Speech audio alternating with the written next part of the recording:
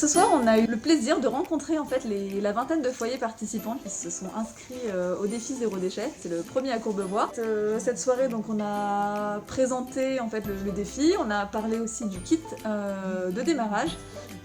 Kit qui nous a été offert par notre sponsor Fabrice du magasin Day by Day à Asnières et par la mairie de Courbevoie qui soutient ce défi. Dans ce kit, on a de quoi faire ses premiers produits ménagers maison, du vinaigre, du savon noir, du bicarbonate. On a aussi un peson pour peser les poubelles, parce que c'est en fait l'élément qui va nous permettre de suivre le challenge, de voir quelle progression chaque foyer va avoir au niveau du poids de ses poubelles. Courbevoie, c'est une grande ville, mais tout reste à échelle humaine et on a l'impression que chaque petit geste qu'on peut faire sera peut-être plus impactant que dans une grande ville.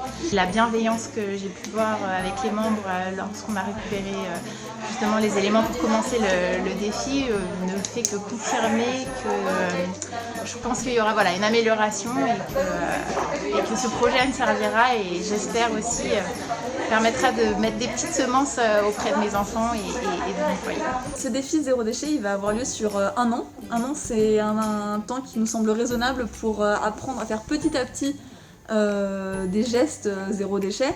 Ça va permettre aussi à chacun de trouver son propre rythme. Il n'y a pas une manière de faire du zéro déchet et surtout il n'y a pas une manière de bien faire les choses.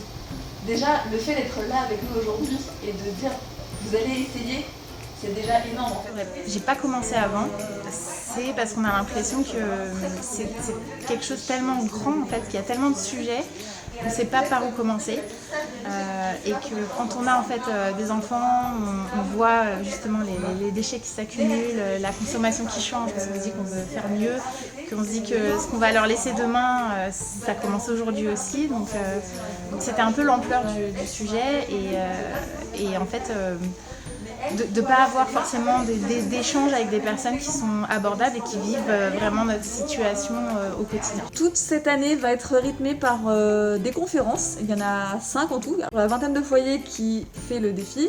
Nous aurons aussi des ateliers dédiés pour apprendre à faire ses cosmétiques maison, pour apprendre à faire ses tawashi, ses livrables, voilà, des choses très pratiques.